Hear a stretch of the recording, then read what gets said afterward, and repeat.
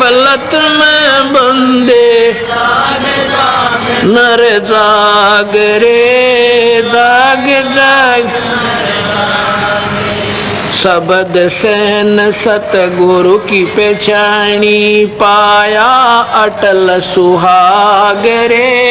शब्द सैन सतगुरु की पहचानी पाया अटल सुहाग रे। नित्यानंद महबूब गुमानी परगट पूर्ण बाग रे परगट पूर्ण बाग रे। और बात तेरे काम ना संतों शरण लाग रे। के सोए गफलत में बंदे जाग जाग नर जाग। साथ साहेब कर जोरों विनती करूं धरूं चरण पे शीश। गुरु राम देवानंद जी महाराज ने दियो नाम बख्शीश। कोटि कोटि सजदा करूं कोटि कोटि प्रणाम। चरण कमल में राखियो मैं बंदी जाऊं।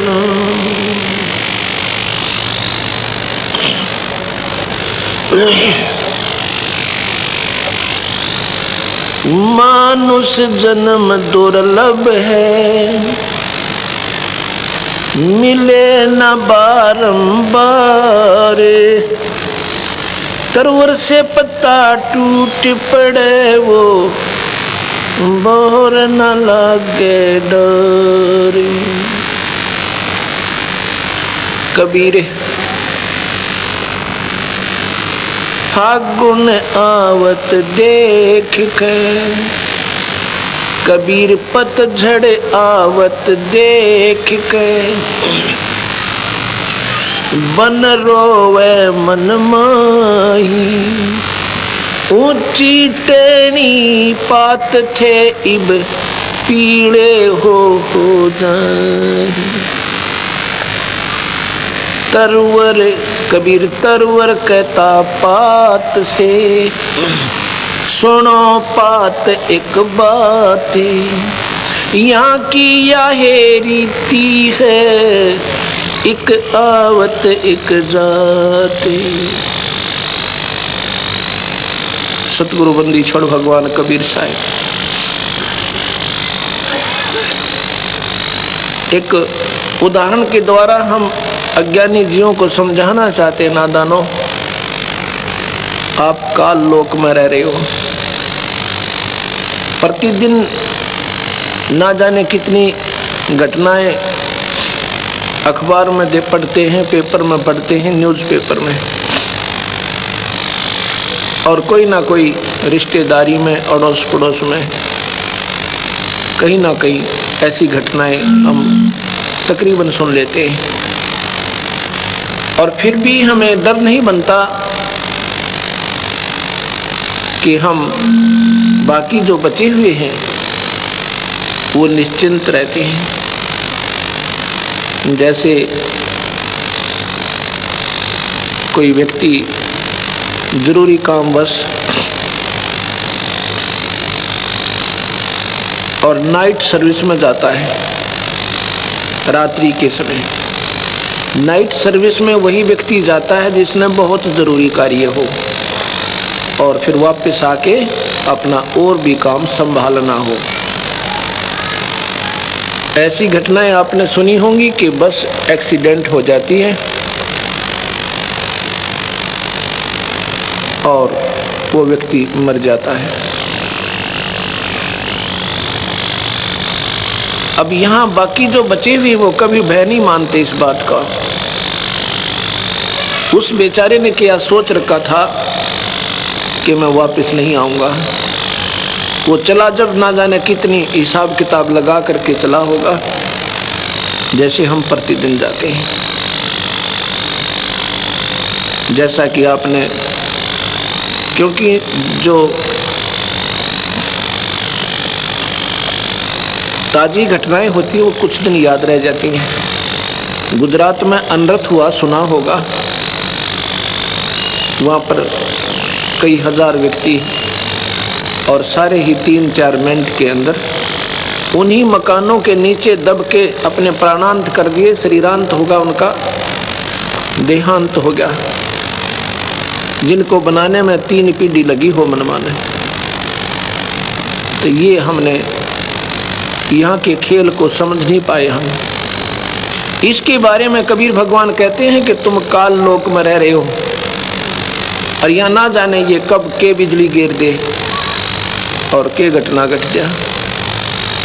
पीछे उड़ीसा में शाम के समय अपने प्रेम से सह परिवार सोए थे और सुबह लाश तिरती मिली। वहाँ पर 100 तिर रहे थे। समुद्र ने उछाल लिया, साइक्लोन बना और तबाह कर दिया। इसके बारे में बंदी छोड़ कहते हैं, कबीर झूठे सुख को सुख कहे, मान रहा मन मोदे, ये सकल चबीना काल का, कुछ मुख में कुछ गोदे। ये सब काल आहार है, कुछ तो मुख में कुछ तो खा रहा है और बाकियों को खिला रहा है गोदी में। ये तेरा बेटा या तेरी बेटी, ये तेरी संतान, ये तेरी कोठी, ये कार, ये फैक्ट्री। और 1 सेकंड के बाद क्या देखता है? शमशान घाट के ऊपर। यहाँ सतगुरु महाराज कहते हैं, झूठे सुख को सुख कहे, ये मान रहा मन मोद, ये सकल चबीना काल का। होए होए होए। और कुछ मुख में कुछ गोद।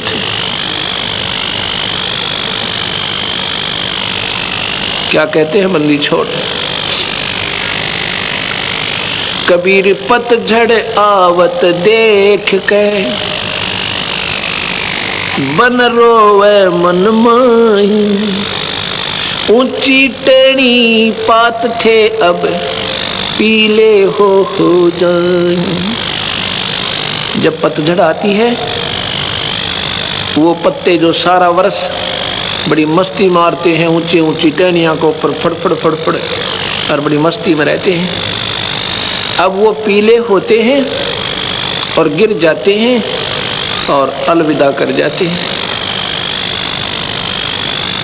ऐसे ही ये शरीर, अब हमारे सफेद बाल हो गए, ये टोकन आ गया ऊपर तक। ईश्वर का इशारा है कि सावधान हो जा, अब कभी भी टिकट कट सके, कभी भी जा सकते हो यहाँ से। और वैसे तो यहाँ इस काल की मर्जी है, कभी भी कुछ कर सकता है। पर यो तो पक्का संकेत है कि पीले पत्ते हुए ना और टूट के गिरे ना, उसी समय गिर जाएंगे, अर्थात कभी भी जा सकते हैं।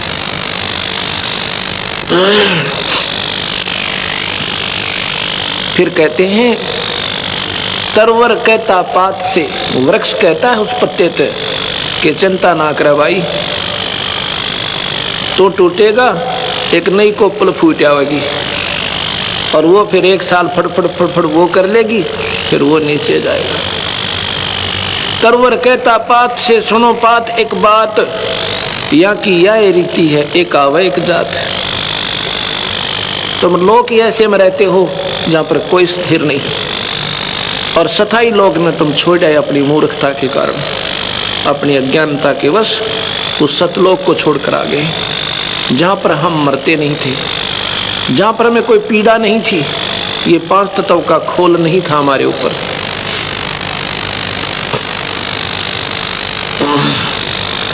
फिर क्या कहते हैं बंदी छोड़, बेटा जाया खुशी हुई, पुत्र हुआ बड़ा आनंद मनाया, खूब बजाए थाल, आवन जावन लग रहा, जो कीड़ी का नाल। पुत्र हुआ, खुशी मनाई, राजाओं के बाजे बजे, बैंड बजे, भेरी और सहनाई बजी, गरीब आदमी ने उसकी रीस करी, थाली बजाई, मेरा बेटा हो गया। सतगुरु महाराज कहते हैं कहाँ प्रसन्न हुए नादान, यो तो आवन जावन लगा हुआ जो कीड़ी का नाल। आपने चींटी देखी होंगी, वो लाखों की संख्या में इधर भाग रही हैं, लाखों की संख्या में इधर भाग रही होती हैं, वो कीड़ नाल दिखाई देता है ना, आपने कभी देखा हो, उनको 1 मिनट की फुर्सत नहीं होती।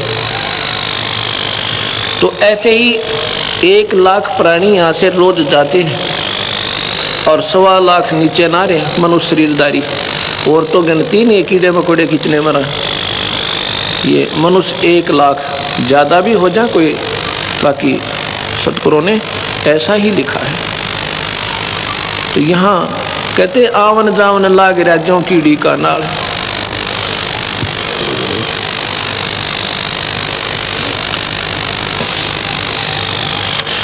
कबीर धरती करते एक पग और करते समुंदर फाले, हाथों पर्वत तोलते उनको भी खा गया काले। ओए होए न कोई अनुमान कैसे पढ़ ठाया न थे कृष्ण जैसे, इनको भी काल खा गया, यू बख्शे को ना।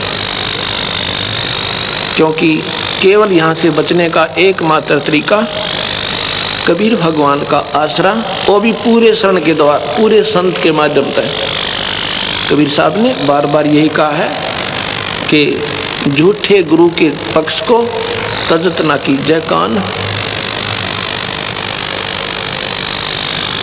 और वो मुक्त नहीं होता वो प्राणी, वो भुगते चारों खान, फिर 84 में आ जाएगा। केवल सूखे कबीर पंथ की फीत लगा लेने से जीव काल से नहीं बचेगा। अपने घर पर मूर्ति रख ली, हम बहुत परंपरा से कबीर पंथी हैं, पंथी नहीं हम। पंथी जब होंगे तो सही संत मिलेगा और नाम सहारा मिलेगा।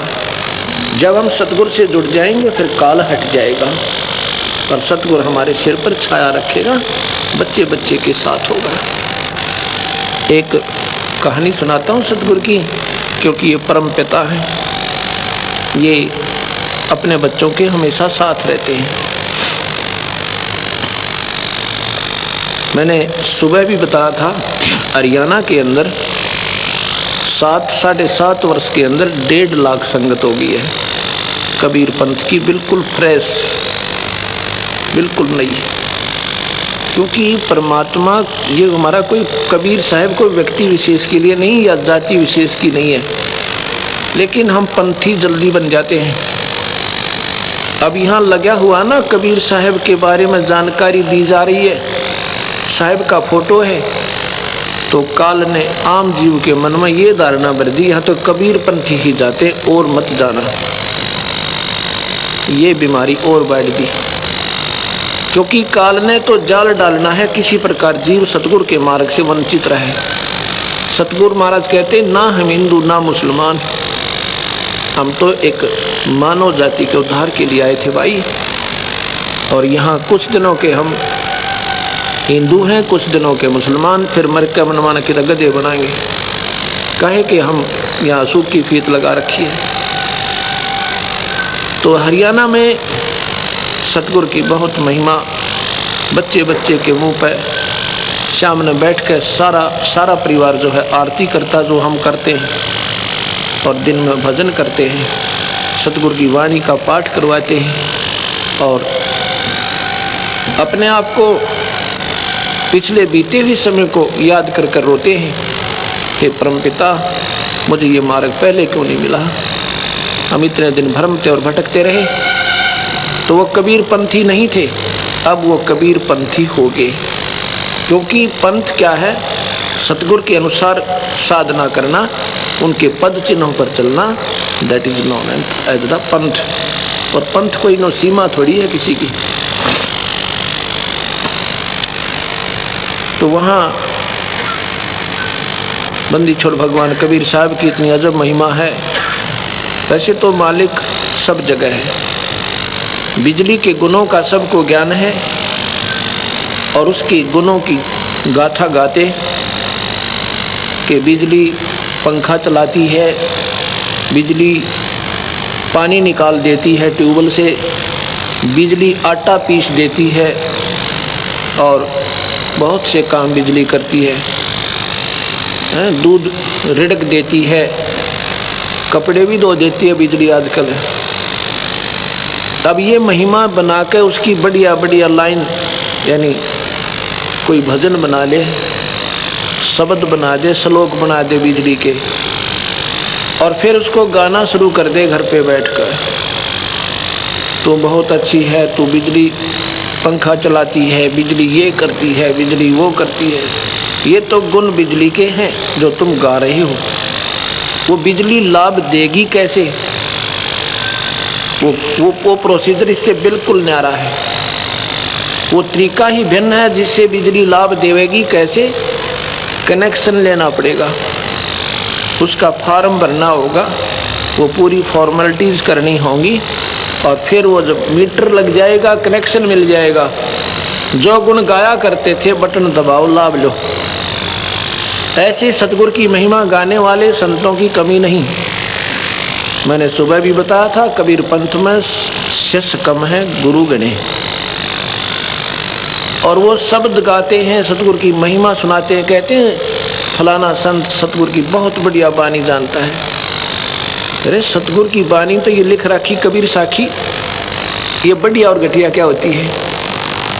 वो तो टेप रिकॉर्डर है जो उसने घोटका के सुना लग रहा, वो तो एज ए टेप रिकॉर्डर का काम कर रहा है। और इसमें लिखी हुई सारी ये घटिया नहीं होती सतगुरु की बानी, और उसके मुंह से कोई बढ़िया नहीं बन जाती है।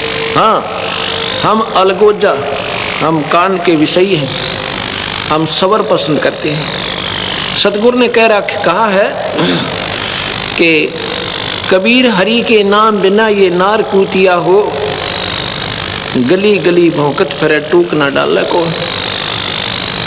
अब इसने सुनकर कलेजा धड़कना चाहिए कि हम कुतिया बनेंगी, और कुतिया बनकर के सलूक होगा अपने साथ। ये डर तो लगा नहीं?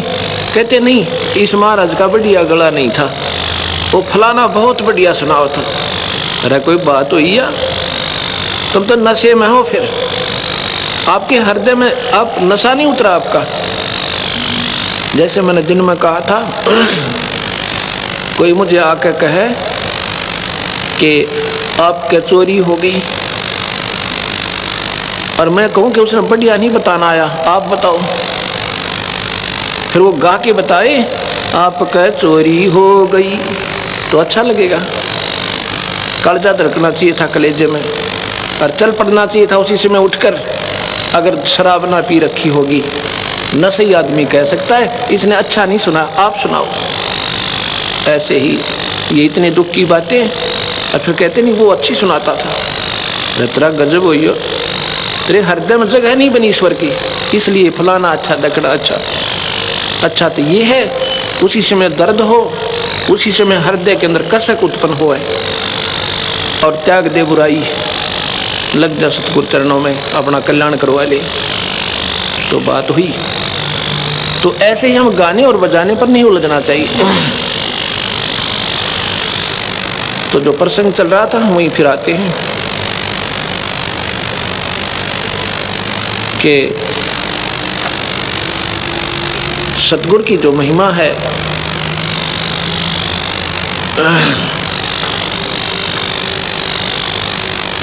अब कनेक्शन ले ले और अपना फिर काम करे, उसका अब पे आप लाभ देगा दाता। तो देखो, विचार करना होगा। सतगुरु महाराज सन 1398 में, सन 1398 जून में, यानी जेठ मास, ज्येष्ठ उतरते की पूनम के दिन सुबह ब्रह्म मुहूर्त में 1455 विक्रमी संवत में सतगुरु आए थे। ये तो हम उनके कलयुग की एक प्रत्यक्ष, उन्होंने एक जीवन यहाँ एज ए मैन, एक व्यक्ति की तरह जीवित रह कर दिखाया था। वैसे तो वो अनंत कोटि ब्रह्मांड के मालिक हैं, जब चाहें आ जाते हैं, जब चाहें चले जाते हैं, और यहाँ भी रहते हैं। तो सतगुरु के बारे में जो हम जानकारी आपको देना चाहते हैं, उस समय उनके 64 लाख शिष्य हो गए थे, 64 लाख। और दूसरे किसी को नाम देने का भी आदेश सतगुरु ने नहीं दिया था। हालांकि कमाल जैसे और सर्वानंद जैसे विद्वान बन गए थे, सतगुरु की 4 बातें सीख कर अपनी अपनी डफले भी बजाने लग गए थे, पर सतगुरु ने उनको मना कर दिया था, नादानो अपना काम बनाओ, काहे के मेहनत पाको तुम गधे बनोगे काल में। उन्होंने किसी को नाम देने का आदेश नहीं दिया था, केवल धर्मदास को दिया था अपने जीवन काल में। क्या उन्होंने बहुत अच्छा किया था। ना सारे अंडी पाक जानते अपनी अपनी डफली, क्योंकि उनके जाने के बाद बन गई वही बात। फिर कुछ तो रोजी रोटी का धंधा ढूंढ लेते हैं। उन्होंने आत्म कल्याण से कोई मतलब नहीं होता। हमने चाहिए अपना कल्याण कराएं, अपना बेड़ा पार करें और अपना काम बना जाएं।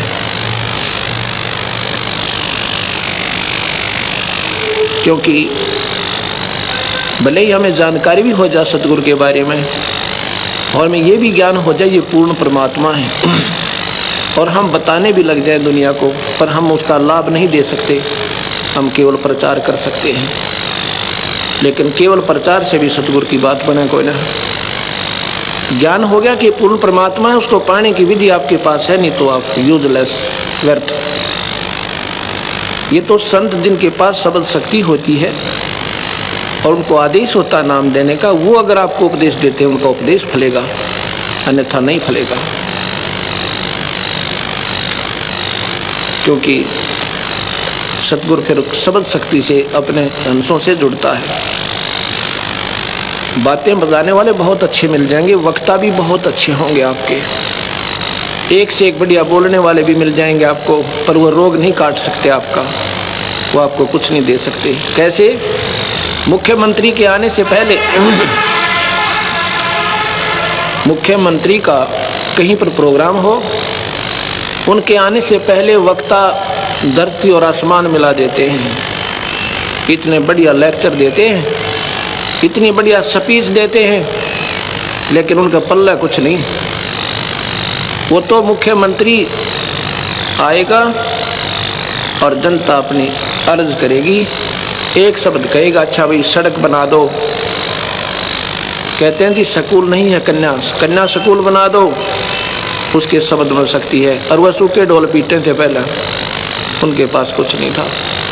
ऐसी बातों के बताने वाले, शब्दों के गाने वाले, कबीर साखी को बड़े ढंग से बताने वाले संतों की कमी नहीं है, पर शब्द शक्ति के बिना वो जीव को कुछ नहीं दे सकते। स्वयं भी धोखे में, इसी करके कबीर पंथ फेल होने जा रहा है। ये 3 लोक के भगवानों का डंका पीट रखा और वाह वाह हो रही, इस परम पिता का, परम शक्ति का, और किसी को ज्ञान भी कोई ना। कोई तो कहता है ये तो संत थे, कोई कहता है तो भक्त थे, कोई कहता है ये तो एक मामूली से जीव थे। क्योंकि लाल की परख जौहरी करता है, आम व्यक्ति नहीं कर सकता। 10 के नोट में बच्चा बता देगा, क्योंकि उसके आम व्यवहार में है कि बहुत बढ़िया अच्छी चीज़ है, ये काम आने वाली वस्तु है। और लाल को आम व्यक्ति नहीं बता सकता।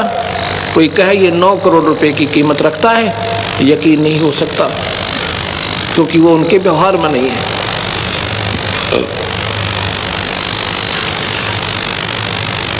एक समय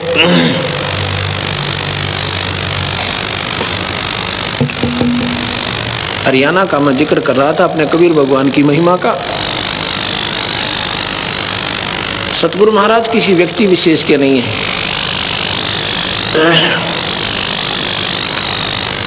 जींद जिला है हरियाणा के अंदर, एक जींद जिला, उसमें एक श्यामा दीक्षित नाम के राजस्थान के रहने वाले एक बहन है, उनके पति का नाम नवरत्न दीक्षित है।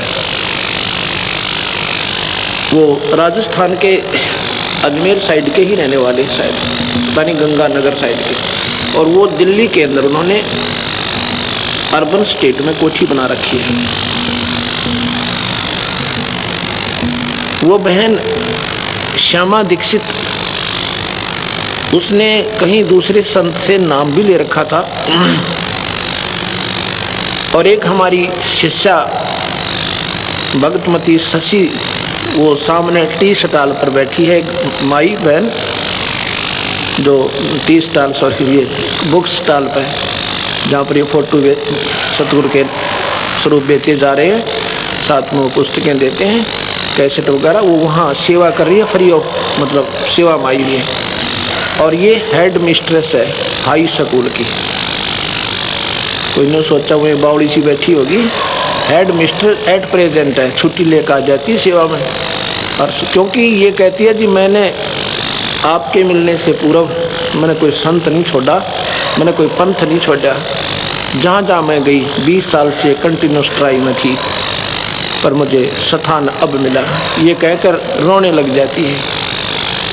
ये और वो श्यामा दीक्षित एक ही गुरु की शिष्या थी पहले।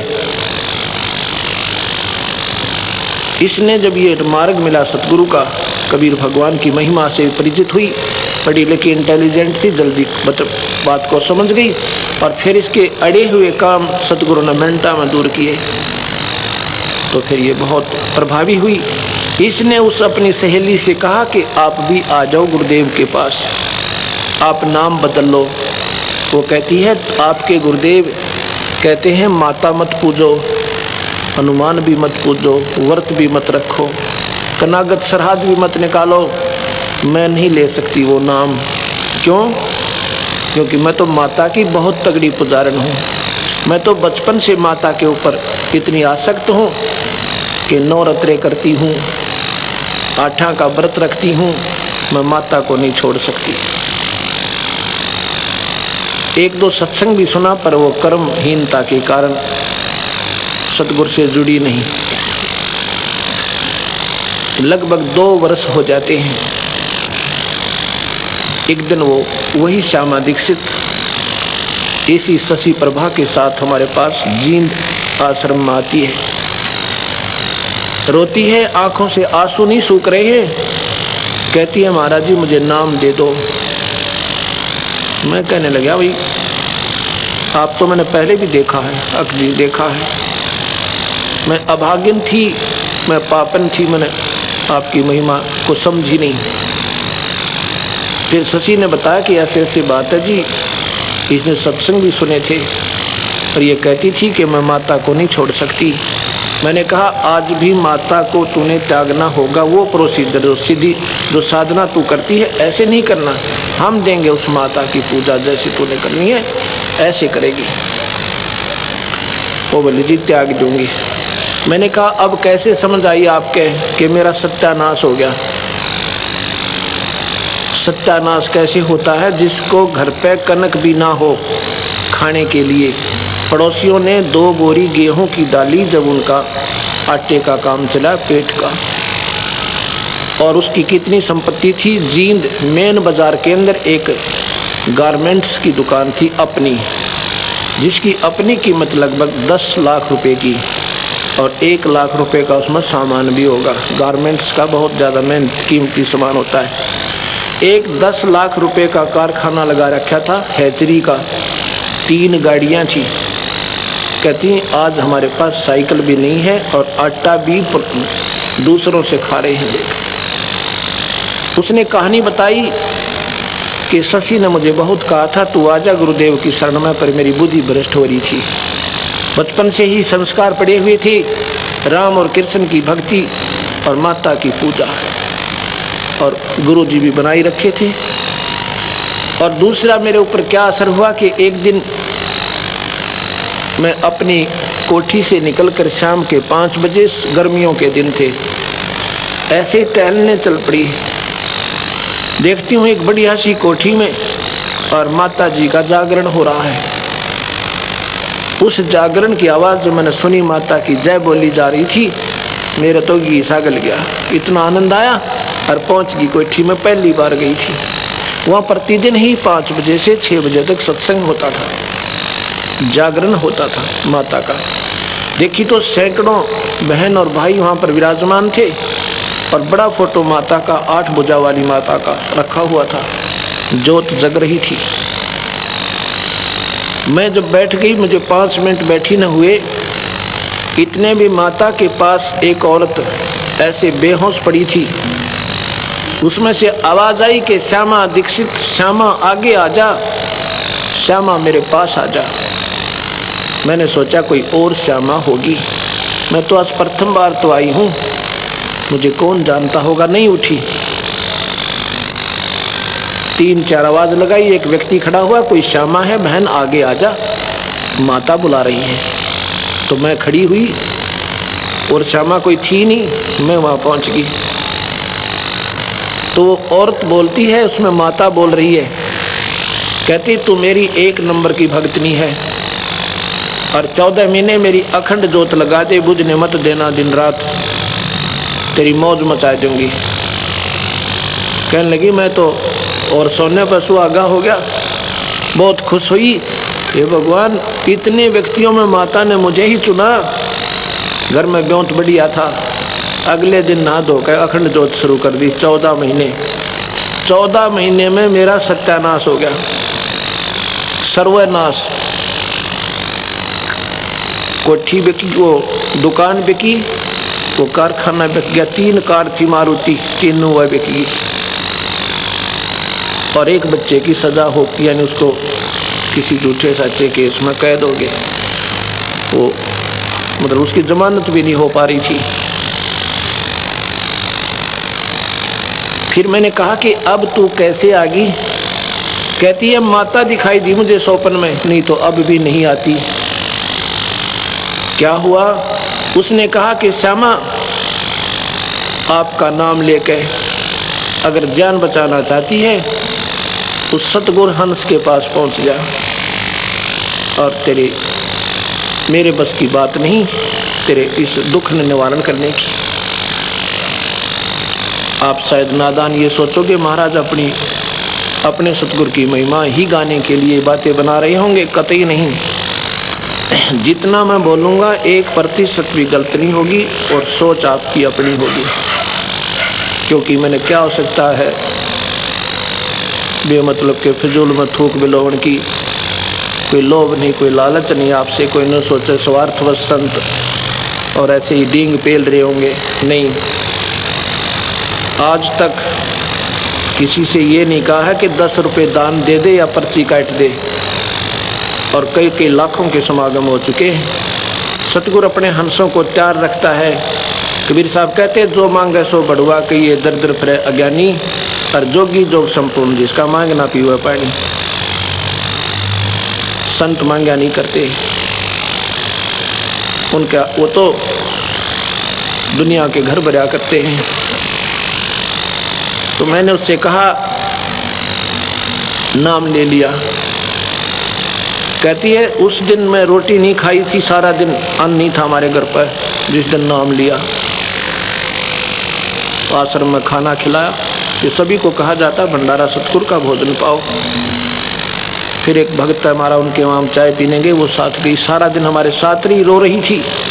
3 दिन इंतजार किया था उसने मेरा, मैं नहीं जा पाया था किसी कारणवश। कहती है जी मैं रो रो के वापस जाती थी आश्रम से कि मैं बहुत कर्महीन हूँ, क्योंकि मुझे भगवान नहीं मिल सकते। नाम लेकर गई थी, 1 हफ्ते के बाद उसका लड़का रिहा हो गया, बरी होगा।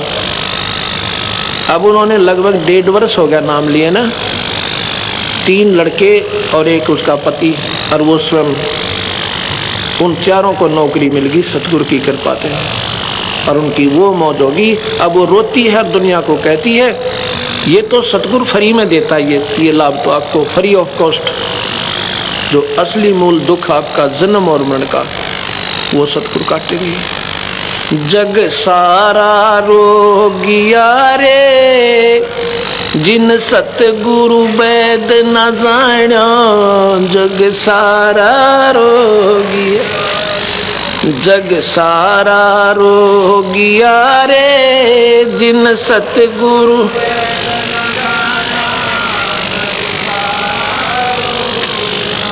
जग सारा रोगिया रे, जिन सतगुरु वेद न जाण्या। जन्म मरण का रोग लग्या है, तृष्णा बडरी खासी। जन्म मरण का रोग तृष्णा बडगी खासी। आवागमन की डोर गले में पड़ी, काल की फांसी। जग सारा जिन सतगुरु वेद न जाण्या। जग सारा रोग, जग सारा रोगिया रे,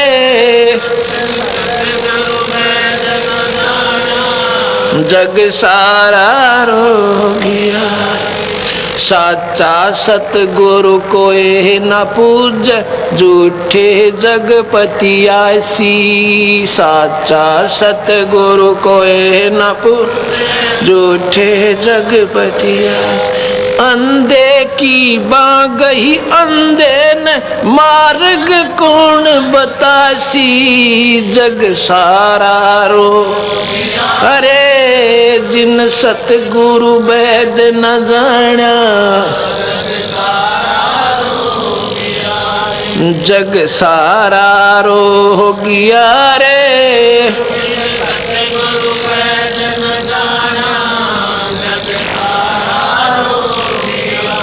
देखा देखी गुरु से होगे, किया न तत्व विचारा। देखा देखी गुरु से होगे, किया न तत्व। गुरु शिष्य दोनों के सिर पे काल ठोके पंजारा। जग सारा अरे, जिन सतगुरु वेद न जाण्या। जग सारा रोगिया रे,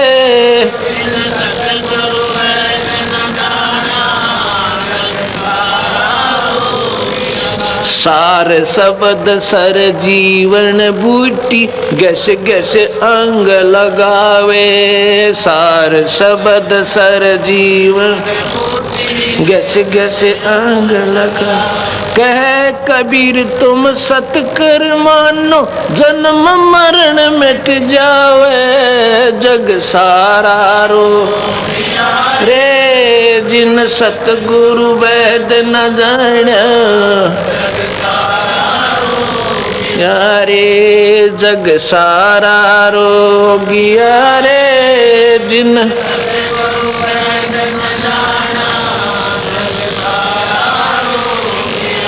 सार शब्द सर जीवन बूटी, गस गस अंग लगावे। सार शब्द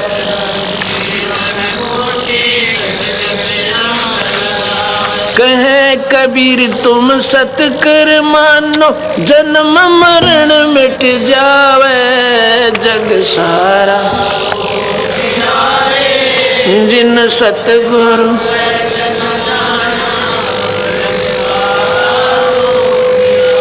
सत साहिब।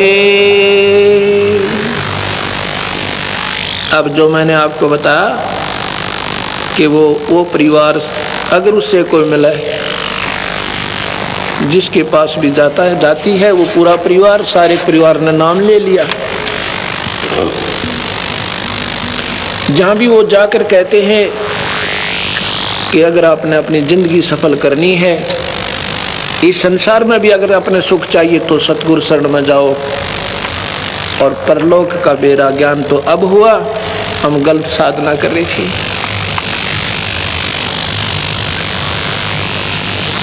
अब एक और बताता हूँ। सतगुरु महाराज किसी एक व्यक्ति विशेष के नहीं हैं, वो पूर्ण परमात्मा है, उनके सब बच्चे हैं।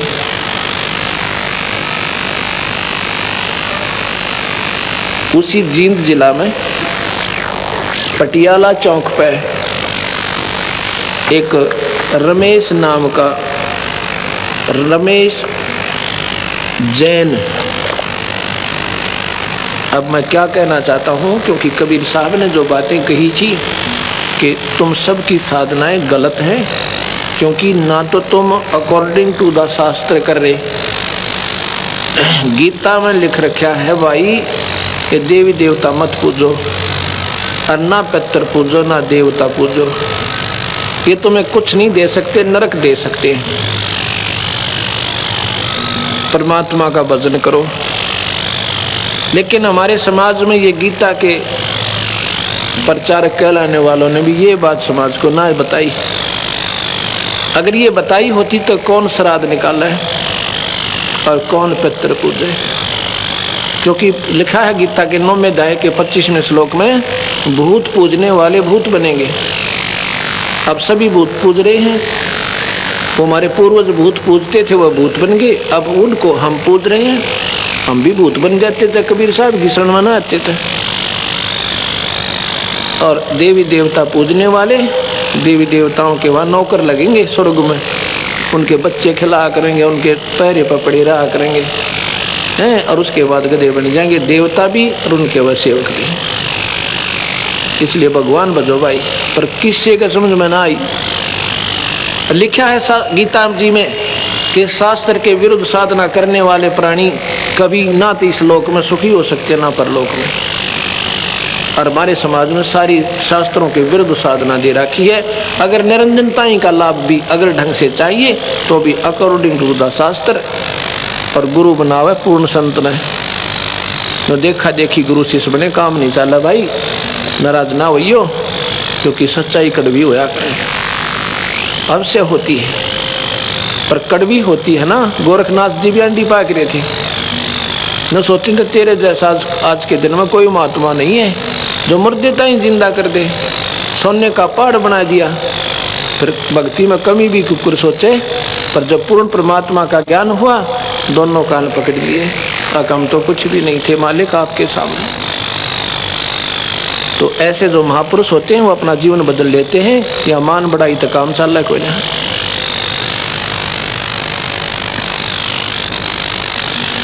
तो जो हम कहना चाहते थे आपको, सतगुरु महाराज कोई व्यक्ति विशेष के नहीं है। गीता जी में भी ये लिखा है कि तो अगर हम निरंजनता ही का तक का भी लाभ चाहते हैं, काल तक का, क्योंकि गीता में काल भगवान कहता है मैं काल हूँ, और अपनी साधना बताता है ऐसे करो अर्जुन, गुरु बनाओ और भाई ओम नाम का जाप करो, और साधना मत करो, केवल एक ईश्वर की साधना। फिर कहता है अर्जुन तने पूर्ण मुक्ति चाहती है, उस परमात्मा की शरण में चला जा। गीता के 18वें श्लोक का 40वां 18वें अध्याय का 40वां और 62वां श्लोक प्रमाण देता है। अध्याय 8 का 9, 10 और 11 प्रमाण देता है, पढ़ के देखो। और पूरा का पूरा 13 और 14 अध्याय और 15 अध्याय उस परमात्मा के बारे में पूरा प्रमाण दे रखा है, उस अविनाशी ईश्वर के बारे में। उसका भजन करो भाई, पूरी मुक्ति वो देगा, और वो सबका पालन करता है, वही सबका जो है ना परमात्मा पूज्य है। लेकिन हमारे समाज में उल्ट साधना डाल दी। वो रमेश जैन, उसके घर में 5 सदस्य, 6 सदस्य, 2 लड़के, 2 लड़की और 2 स्वयं। एक बड़ी लड़की, दूसरे नंबर की, और फिर 2 लड़के जुड़वा। जब वो सतगुरु की शरण में आए इस दास के माध्यम से, वो छोटे लड़के जो जुड़वा हैं वो 7 वर्ष के थे। उस समय उस परिवार की क्या हालत थी, बड़ी से छोटी लड़की, उसको मिर्गी के दौरे पड़ते थे। मिर्गी, उस समय वह लगभग 10 वर्ष की होगी। दोनों लड़के जब से जन्म से पैदा हुए थे, उनके ऊपर लगभग 3 लाख रुपए वो स्वयं बताता था लग चुके, और ट्रीटमेंट चल रहा था। उसकी पत्नी का नाम कमलेश है, उसको दमे की बीमारी थी, दमे की बीमारी थी। जब उसने नाम लेने के लिए वो आए, किसी सेवक ने बताया, मैंने उसको कहा कि आप जैन हो? कहा जी। तो आप थानक में भी जाते हो? हाँ जी। अब देखो, पूजा किस लिए करते हैं? हम गोली किस लिए खा रहे हैं, कैप्सूल किस लिए ले रहे हैं? ट्रीटमेंट के लिए कि बीमारी कट जाए। अकान जी, जब बीमारी आपकी कट नहीं रही तो आप दूसरे डॉक्टर के पास जाइए। अकान जी, जाना ही पड़ता है। तो फिर क्या करोगे?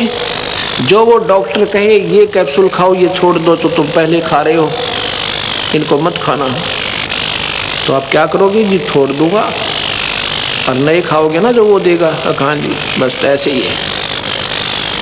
मंदिर में भी जाते हो? अकान जी, मंदिर में भगवान है? अकना जी, क्यों मैं जाते क्यों हूँ? जाता था ही भी नहीं जाऊँ। भगवान होता तो मेरी बिरान में टीना होती, हम बहुत जाते थे। आप जैन धर्म में भी गए हो, वहाँ भी संतों से मिले हो कि मिले हैं जी? खूब, उन्होंने जो कहा हमने सब कुछ किया। और गुग्गा पीर भी पूजा, हनुमान जी भी पूजते हैं। और फिर भी यह दुर्गति तुम्हारी? और जी यह तो समझ में ना आती, सब कुछ कर रहे हैं और फिर दुख न्यू का न्यू। अब अगर तुमने सतगुरु शरण में आना है, सब पूजाएं त्याग दो, केवल जो हम कहें ऐसे करो, अपने भगवान का भजन करो। ये तो तुम्हें जन्म मरण से छुटवा होगा। और जो तेरे घर पर कह रहे हैं, इसको फ्री में ठीक करेगा जाता है, क्योंकि ये पूर्ण परमात्मा है। ये तो मुफ्त में रूंगे में देते हैं कि ये भोली आत्मा इस दुख के पहाड़ से हल्का होने से शायद भगवान बचेगा। वैसे तो नहीं बचा जा सकता। उस दिन उसने कहा जी जैसे आप कहोगे वैसे करेंगे। पक्के जैनी थे हम, एक नंबर। पर आज मैं तौबा बोल चुका हूँ। एक दुकान है सपे उसकी, ये हार्डवेयर की, और पेट गुजारा तो दूर रहा, शर हो गए लाखों रुपया दुनिया की, कर्जा हो चुका है। उस दिन उस पर पूरे परिवार ने नाम लिया, पूरे परिवार ने नाम लिया। बीड़ी शराब मांस तम्बाकू कभी नहीं छूना। कहते जी मांस अंडे तो हम खाते नहीं, शराब भी नहीं पीते और ना बीड़ी पीते, ये तो हम पहले से ही नहीं करते। वह बहुत अच्छा। एक दिन भी अगर पी लिया ना, ये नाम खत्म होगा। और पूजा नहीं करनी। अगर एक दिन भी दूसरी पूजा कर दी तो हमारा नाम खत्म हो जाएगा, नाम नहीं रहेगा तुम्हारे पास। सतगुरु अपना हाथ उठा लेंगे। कबीर साहब कहते हैं 100 वर्ष तो गुरु की पूजा, एक दिन आन उपासी, वो अपराधी आत्मा पड़े काल की फांसी। 100 वर्ष गुरु के अनुसार साधना कर लीजिए। एक दिन भी अगर माता डोकली हनुमान जी की वहाँ पर आरती गाय दी, सतगुरु हाथ नहीं आपके ऊपर रखेंगे। वो अपराधी आत्मा कहते हैं फिर नरक में जाएगा। बहुत समझाते हैं, पर ये इतने डरे हुए हैं लोग, काल ने इतने दुखी कर रखे हैं, घबरा जाते हैं अपने बच्चों की खैर के लिए। काल की पूजा करते करते भी खैर नहीं रहेगी आपकी, क्योंकि वो खैर के लिए थोड़ा ही पाल रखा उसने तो खाने के लिए पाल रखा हमें। खैर तो सतगुरु के चरणों में हो सके, होगी, पक्का होगी, और कहीं नहीं होगी। उन्होंने जी नाम ले लिया। 9 महीने तक, उसी दिन 15 दिन के अंदर अंदर जब सच्चे, क्योंकि दुखी प्राणी जब सब जगह से हताश हो जाता है, वो सतगुरु चरणों में रुकता है। 9 महीने तक ना वो उसकी पत्नी का दमा, दोनों बच्चे स्वस्थ, लड़की की मिर्गी ठीक है। अब आप न सोचोगे ऐसा, क्योंकि जो परमात्मा की महिमा से परिचित नहीं है वो लोग, वह सूखे, वह अपनी फिजूल की व्यर्थ जो है अपना जीवन गंवा रहे हैं। जो ये कहते हैं ऐसा नहीं हो सकता, वैसा नहीं हो सकता, हमने ये प्रदर्शनी लगा रखी है। कमाल को जीवित किया बंदी छोड़ने, कमाली को जीवित किया। रामानंद की गर्दन काट दी थी, सिकंदर लोधी ने हाथ के सपर से जीवित कर दिया। कई अनाड़ी कहते हैं लाभ मैं मारूंगा माखी, जीवित कर दे। अरे हम कौन करने वाले, मालिक करते हैं। कहते हैं ऐसा हो ही नहीं सकता। जो ऐसा कहते हैं वो भक्त नहीं है, उनमें अंश नहीं है ईश्वर का। भक्ति तो नजदीक भी नहीं उन लोगों के। एक समय की बात है, दो भक्त जो है साधना कर रहे थे। एक 40 वर्ष से एक 4 वर्ष से। एक दिन कहते नारद जी आ जाते हैं। नारद जी ने देखा जो बड़े 40 वर्ष से साधक थे, बड़ा शील स्वभाव, इतनी लंबी दाढ़ी हो रही, बड़ी बड़ी जटा, और बैठे जमा मस्त। बड़ी चर्चा हुई सतगुरु के बारे में, भगवान के बारे में, बहुत आनंद आया। उसके बाद वो दूसरे के पास जाते हैं जो 4 वर्ष से साधना पर लगे थे, उससे भी बातें होती हैं। ऐसे सिलसिला कई महीने चलता रहता है। एक दिन नारद जी ने भगवान विष्णु से कहा कि भगवान वहाँ पर आपके नाम पर 2 कुर्बान हो रहे हैं,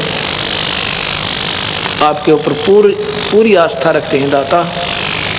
कबीर साहब बोले उनमें से एक है भाई सही आस्था वाला, एक नहीं है।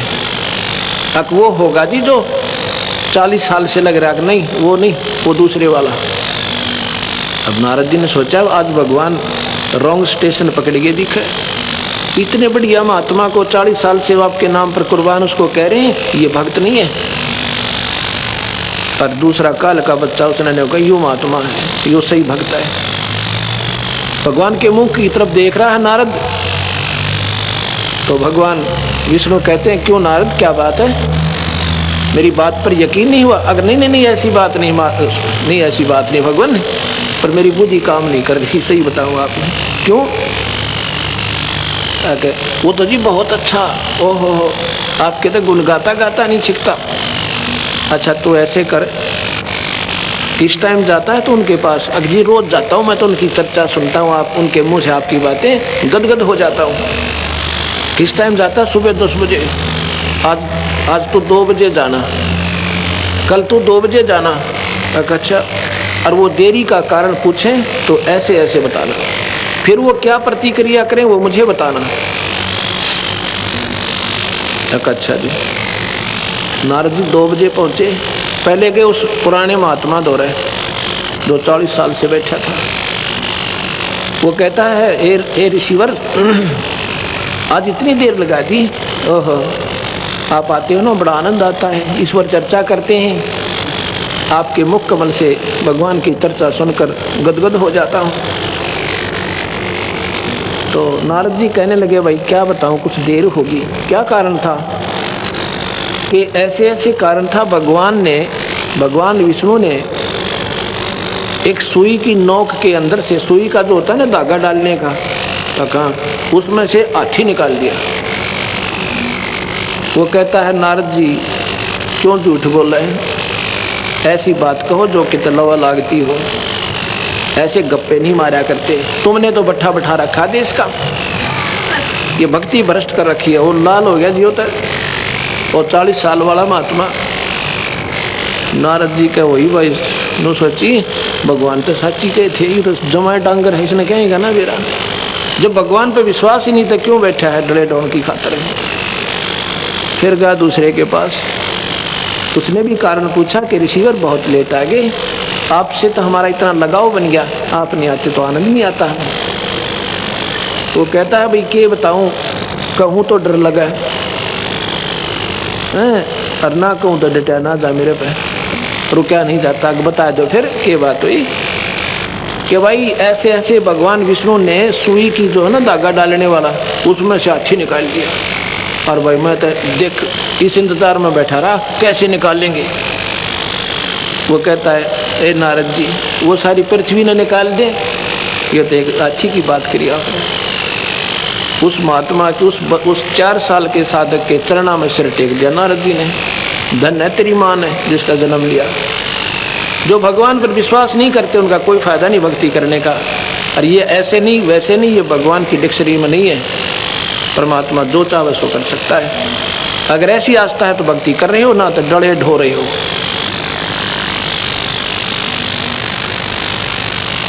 तो जो प्रसंग आता वहीं आता हूं मैं। एक बार फिर क्या आ जाती है, 9 महीने के बाद उस रमेश जैन के परिवार में आपत्ति फिर आ जाती है। वो सारे बीमारी, बच्चे भी बीमार, सिविल हॉस्पिटल में एडमिट, और उस कमलेश का दमा और उस लड़की को मिर्गी फिर पड़े। मेरा वहाँ पर 1 हफ्ते के बाद जाना हुआ जींद आश्रम में। मेरे पास वो सारा परिवार आया, कहते हम तो मर गए जी। तो उससे पहले हमारा एक सेवक चला गया उनके पास। उससे कहने लगे हमें तो बहुत दुख हो गया, फिर आपत्ति आ गई, ज्यों की त्यों होगी बात, पता नहीं क्या कारण है। उसने कहा तुमने कोई गुरु मर्यादा तोड़ी है, कोई नियम नहीं निभाया। अक नहीं, रमेश जैन को मालूम नहीं, वह लड़की गड़बड़ करी, वह कमलेश गलती कर गई, और उसको उसके पति ने मालूम नहीं था। वो ठीक कहता जी हमने कोई ऐसा कानून नहीं तोड़ा सतगुरु का, जो उन्हें नियम बताए थे हम बिल्कुल ठीक चल रहे हैं, और 9 महीने तक हमें कोई तकलीफ नहीं थी। अब पता ना क्या हो गया। तो वो घर चला जाता उससे पूछता बहन तू सच्ची बता दे। नहीं ऐसा नहीं हो सकता, जो परमात्मा 9 महीने तक तुम्हारा दुख निवारण कर सकता वो सदा के लिए भी कर सकता है। कहा जी ऐसा तो है, पर फिर उसने देखा पीछे बरंडे के अंदर एक कुछ जंतर मंत्र से कर रखे। उससे पूछा ये क्या किया है तूने? वो कहती भैया ये गुग्गा पीर की पूजा कर दी मैंने। अब वो बोला वो गुग्गा पीर फिर बढ़ गया था रे, वो गुग्गा पीर काट दिया था मुश्किल से सतगुरु ने, वो काल वो गुग्गा पीर फिर आ गया तुम्हारे। जिसने पूछोगे वो तो आवेगा भाई। तो फिर वो रमेश बहुत नाराज होता अपनी पत्नी से कि तूने जुल्म कर दिया, ऐसा क्यों किया, मुझे बताया क्यों नहीं? वो कहती है पड़ोसन आई थी और कहने लगी नाम तो हमने भी ले रखा, हम तो सारी पूजाएं करते हैं, और गुग्गा पीर ना पूजा ना, हमारे रिश्तेदार का लड़का मर गया था और मैं तो डर गई। और पूजा करते जब खूब बीमार रहा करते, जब गुग्गा पीर गीत गाया था तेरा, तो यह समझ तो बार बात हो जाती है। सारे परिवार ने मैं बोला तो मेरे पास आए, फिर उन्होंने अपनी गलती मानी कि दोबारा उपदेश लो और फिर दूंगा नहीं, एक बार माफ़ी हो जाएगी। सतगुरु से हम भी रोएंगे और तुम भी रोना। उस परिवार ने दोबारा फिर उपदेश लिया। आज 5वां वर्ष लग गया उनको, 6ठा लग गया है। 95 में नाम लिया था 1995 में। उस परिवार के ऊपर कोई किसी प्रकार का दबाव नहीं, और बल्कि नई कोठी बना ली और दुनिया को कहते फिर हैं अगर पृथ्वी पर कहीं भगवान है तो कबीर साहब है। बोल सतगुरुदेव सत्संग। तो इस प्रकार अपने इष्ट पे पूरा विश्वास रखो। जिनके लिए तुम भागा दौड़ कर रहे हो ना, वो तो मुफ्त में सुख देगा आपको, फ्री ऑफ कॉस्ट। और जो पाठ से भरा कष्ट अपना ज्ञान नहीं, वो हम बता रहे हैं जो ये निवारण करेंगे। आपको तपतशिला पर नहीं जाने देंगे, धर्मराज आपका लेखा नहीं करेगा। गरीबदास जी कहते हैं सतगुरु शरणा आके धर्मराज डर कैसा। कबीर साहब की शरण में आके धर्मराज का भी डर कोई ना। किनको? जो सतनाम और सार नाम उपासना कर रहे हैं। बाकी बात बनानी है, बेशक कबीरपंथी बने रहो, ठागा ठोकेगा नरक में, चाहे संत हो और चाहे भाई भगत हो, क्योंकि नाम से जीव का छुटकारा होना है, नहीं तो बात नहीं बनेगी। इस प्रकार अपने परमात्मा पर पूरा विश्वास रखें। अब हम आपको सतगुरु की आगे महिमा बताते हैं, क्योंकि सतगुरु की महिमा तो अब शुरू करूंगा। अभी तक तो भूमिका बना रहा था और दिन रह गया एक महीना अगर कंटिन्यूस कबीर साहब की महिमा गाऊं, और 6-6 घंटे हो जाते हैं रोजाना, और फिर भी पूरी नहीं हो सकती, क्योंकि हम इस परमात्मा की महिमा से अवगत नहीं थे। ये कोई लंबी चौड़ी कथाएं, वो हजारों वर्ष पुरानी कहानी नहीं है।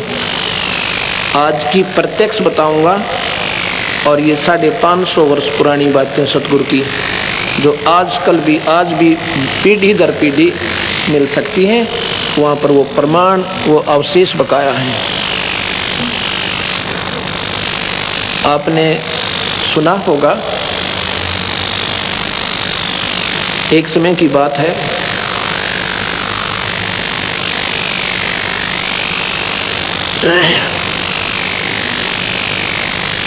वीर देव सिंह बघेल काशी नवाब, उन्होंने अपने बाग में सत्संग करवा रखा था। ये राजा लोग कैसा जागरण करवाते हैं, कैसा सत्संग करवाते हैं। मेरे जैसे किराए के संत उनको आमंत्रित कर देता है और वो पूजा के लालच में इकट्ठे हो जाते हैं और उनको कहता है वहाँ बाग में बैठ के सत्संग कर दो। और अपने चेले चपटे हुए बैठे होते हैं, उनके नौकर नाकर वो आकर बताओ जी इसने बहुत बढ़िया अच्छी बातें बताई, इसने बहुत अच्छी बताई, इसने बड़ा बढ़िया गाना गाया। जो उनको आकर कह देते हैं ये अच्छी सराहना कर देते हैं, उसको औरों को 1-1 रुपया दक्षिणा देता है, उनको 10-10 दे देता है और वह कूदते जा फिर। ना राजा का कोई असर, ना उनका कोई कल्याण। ऐसे सत्संग हो रहा था, सत्संग हो रहा था और कबीर भगवान भी जा बैठे, क्योंकि वो साधु बैठे सारे बड़े बड़े आसना पर, उनके गद्दे ला रखे। राजा घर में कमी क्या की थी, 2-2 गद्दे बिछाकर बढ़िया चादर बिछा रखी उनके नीचे, और भगवान जाकर नीचे बैठ जाते हैं। क्योंकि जिस लाल ने भले ही जमीन पर रख दे, लाल ने भले ही किसी फटे पुराने कपड़े में बांध दे और चाहे तिजोरी में रख दे, उसकी कीमत उतनी ही रहती है, वो कम नहीं होती। और कौड़ी ने चाहे अलमारी में धर ले, चाहे तिजोरियाँ के तीसरे ताले के अंदर रख ले, उसकी कौड़ी कीमत रहेगी, ज़्यादा नहीं होती। साहब बैठे हैं और वो महात्मा लोग अपनी अपनी गा रहे हैं। जब सभी ने अपने अपने सत्संग सुना लिए, एक कहता है भगत जी आप भी सुनाओ। परमात्मा को तो भगत जी कहते हैं। कहते हैं भगत जी आप भी सुनाओ। कहते महात्मा ने सबको सुना ही दिया, बाकी छोड़ा ही कोई नहीं, क्या सुनाओ। नहीं नहीं आप भी सुनाओ कुछ। सतगुरु बोले मैं सुनाऊंगा ना, यहाँ कोई नहीं रटेगा, सारे भाग जाओगे। नहीं नहीं ऐसी क्या बात है, सुनाओ। क्यों नहीं सुनाएंगे। ईवा कोई तो रामकृष्ण के गुण गावे, को हनुमान जी के गुण का बता रहा, और कोई देवी की महिमा, अपनी अपनी डफली, अपने अपने राग। सतगुरु ने फिर शुरू किया, सारी कहानी बताई। कहते हैं भाई ये ब्रह्मा विष्णु महेश भी नाचवान परमात्मा है, ये 3 लोक के ईश्वर हैं, इनको भी काल खाएगा और तुम सब काल के मुंह में हो। उस पूर्ण परमात्मा का भजन करोगी और पूरे संत तक लेकर जब बात बनेगी। वो तो जी लाल हो गए सारे, कहते तू कौन कहाँ से आ गया है, क्या कृष्ण से भी बड़ा है कोई। मैं कहूँ था ना भाई मेरी एक नहीं सुनोगे, क्योंकि दर्द होता कड़वी चीज सुनकर। एक उनमें से चल गया, राजा के पास जाता है, कहता जी एक सिरफरा आया हुआ है और पता नहीं क्या क्या कहता है। कहता ये कृष्ण जी से ऊपर कोई शक्ति बताता है और अपने आप को कहता है मैं खुदा हूँ, मैं अल्लाह हूँ, मैं भगवान हूँ। और जी वो तो बहुत गलत बोलता है, और गलत के बोला हुआ नो की नो बता रहे थे सतगुरु, पर वह सच्चाई कड़वी होती है। राजा ने कहा कि उसको लाओ बुला के यहाँ पे। एक छड़ीदार गया, सिपाही, उसने कहा कि चलो तुझे राजा बुला रहा है, क्या डींग मार रहा था तू यार। सतगुरु कहते हैं भाई राजा को अगर गरज है ना यहीं आ जाएगा, आपा नहीं जाते। उन्होंने जाकर दी नमक मिर्च लगा के कहा कि क्या जानूं तेरे जैसे राजा 300 फिरते हैं, वो तो बहुत अहंकारी है, वो तो आपको भी कुछ नहीं मानता।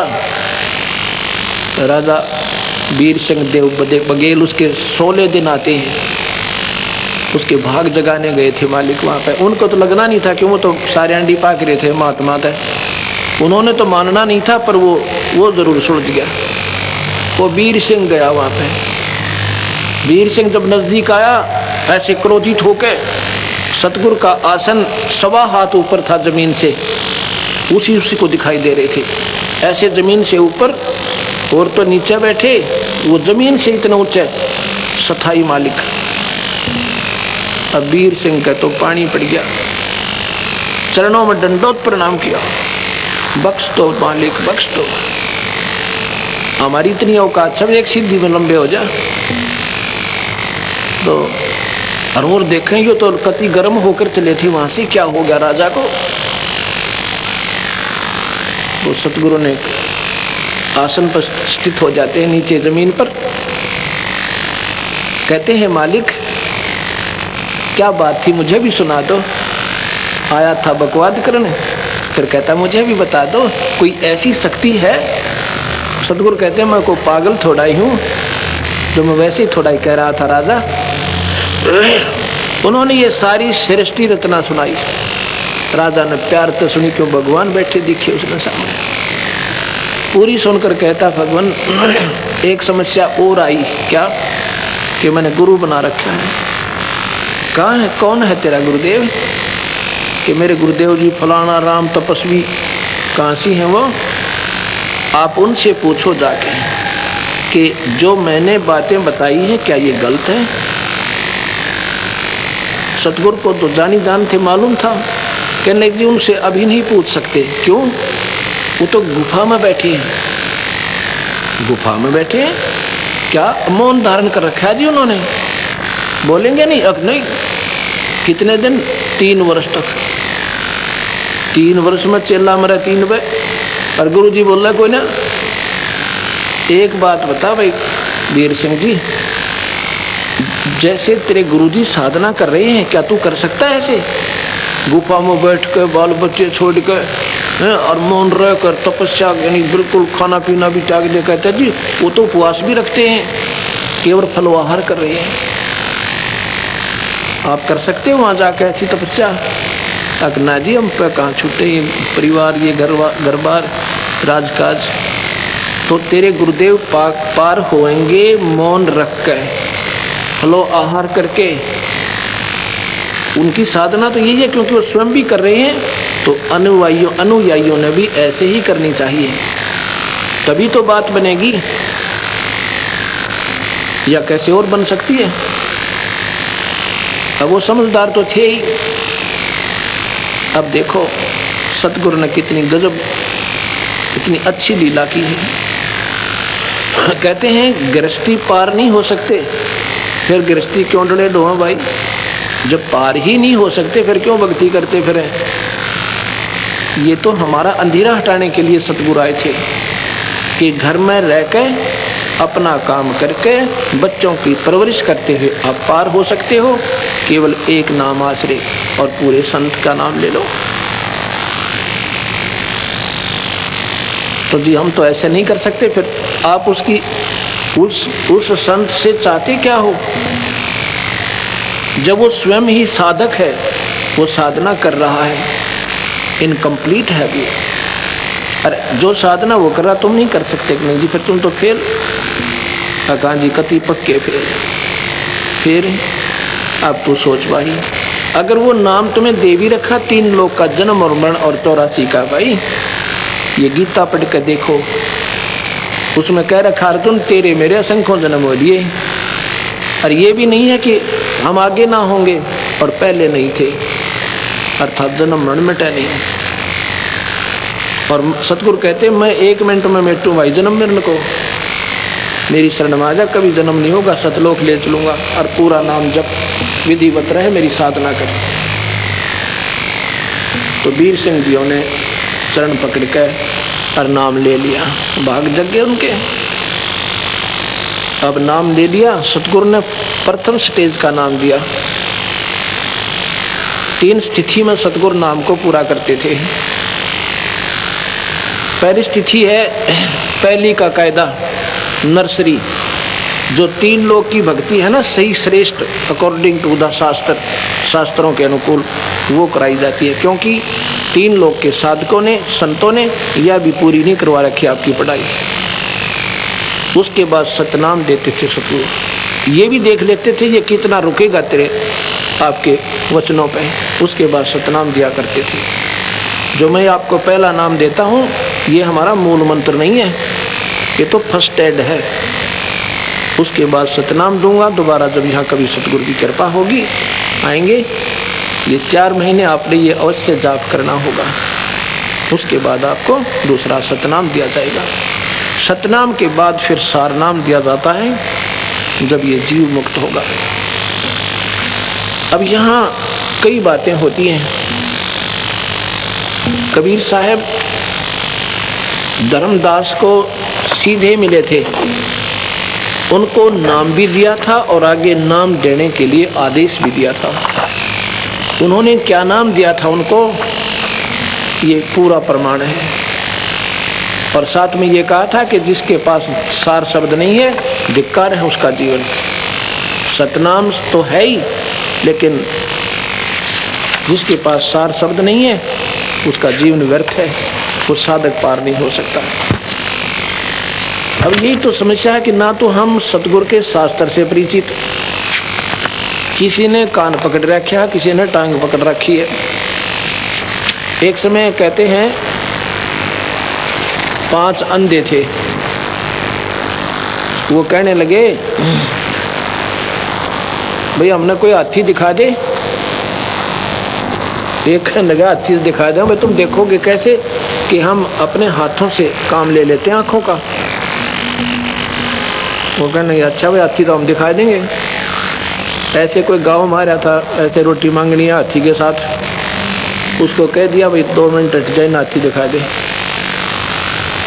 वो चारों तरफ वो अंधे छोड़ दिया हाथी गए, अपनी अपनी अनुभूति करने लगे, अपना अपना एक्सपीरियंस उन्होंने देखा कि एक ने तो पैर मिल गए, उन पैरों को नीचे से ऊपर तक खूब अच्छी तरह निरीक्षण करता है। एक का काना का हाथ लग गया, वो कानों के ऊपर से खूब अच्छी तरह उनको देख रहा है कि वो पूछे तो बता दूंगा कैसा होता अच्छी। एक पूछड़ को, एक सूंड को और एक पेट पर का हाथ फेरा, पांचों आगे देख कर। रास्ते में पूछा कहाँ गए थे सूरदास, कि हाथी देख कर आए हैं भाई। तुमने हाथी देखा कैसे भाई? अग देखा क्यों, हम बता दे पूरा पूरा। अग बताओ होता है। एक कहता हाथी होता है थंब जैसा, थंब खंबा नहीं होता, क्योंकि उसने पैरों का निरीक्षण कर रखा था। वो कहता हाथी थंब जैसा होता है, पिल्लर, अनप्लस्टर्ड पिल्लर हो है ना जो, बोला ऐसा होता है। एक बोला ये झूठ बोलता है, हाथी होता है पाइप के सा, वो सूंड पर के हाथ फेर रहा था। तीसरा कहता नहीं नहीं हाथी होता सूप जैसा, सूप माने छाछ, वो कानों के ऊपर से पूरी निरीक्षण कर रहा था। तीसरा चौथा कहता है ये तीनों झूठ बोल रहे हैं। हाथी होता है पटे जैसा, वो पूछड़ पकड़ रहा था, पूछ के दूम पर क्या हाथ फेर रखा था, एक्सपीरियंस कर रखा था। तीसरा कहता नहीं नहीं हाथी होता है दीवार जैसा, कच्ची भींत हो ना, प्लास्टर मड प्लास्टर कर रखा हो, मिट्टी की लिपाई कर रखी हो, वो पेट पर का हाथ फेर रहा था।